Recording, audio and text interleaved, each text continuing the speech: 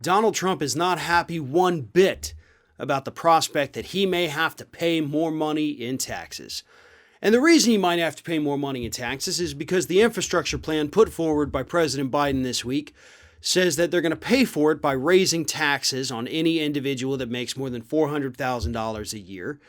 And they're going to raise the corporate tax rate up to 28%, which, by the way, is still lower than it was prior to the 2017 Republican tax cuts. So yeah, corporations are going to pay a little bit more, still not even going to pay what they paid in 2017. And the wealthy elite here in the United States, yeah, they're going to have to pay a little bit more in taxes too in order to pay for things like rebuilding schools, revamping our energy grids, fixing our dilapidated roads and bridges, the things they also use. They just don't want to ever pay for it. Biden's plan is great in terms of the funding mechanisms. In terms of the size and scope of the package, it is far too small to actually do what is needed in this country. But hey, at least it's a good start, right? But Trump is furious. Trump is furious about the fact that he may have to pay more money in taxes. So he lashed out this past week on Wednesday, issues one of his idiotic statements from down in his country club at Mar-a-Lago. And here's what his statement said.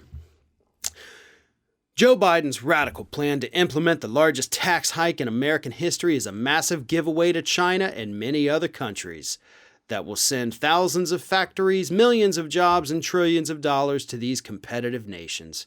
The Biden plan will crush American workers and decimate U.S. manufacturing while giving special tax privileges to outsourcers, foreign and giant multinational companies. Yeah, that's not true, actually. He went on to say, Joe Biden's cruel and heartless attack on the American dream must never be allowed to become federal law. Just like our southern border went from best to worst. Shut the... God damn. Like... Really, everything comes back to the border. Everything. Like, you can't say a goddamn word without throwing in some kind of attack on non-white peoples. Like, that's what this is. But anyway, it's cruel and heartless. Actually, it's not. This isn't going to have any effect whatsoever on manufacturing jobs. It's really not going to have any negative effect on the overall U.S. economy. This is not going to cause outsourcing at a phenomenal rate. We're just simply putting taxes closer back to what they were. They're not even going back to what they were. 28%. It's not that bad. And if these companies want to ship their jobs overseas, cool. We'll tax the hell out of them for doing that. We'll cut them off from our markets if we have to. We have all sorts of mechanisms that we could be using, or at least threatening to use, against companies that say, well, we're going to move overseas. Republicans say that, by the way, every time there's any kind of tax hike by the Democrats. They go, companies are going to move overseas. And they don't. At least not at any rate greater than what they're already trying to move overseas. There's still plenty of loopholes that are going to prevent some of these corporations from paying any taxes at all, so what do they matter?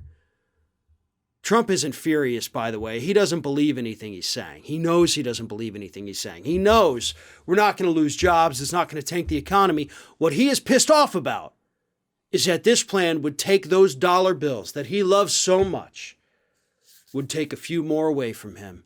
He wouldn't be able to love them. He wouldn't be able to hold them and spend them and possibly even sleep with them. I don't know what he does, and I don't want to.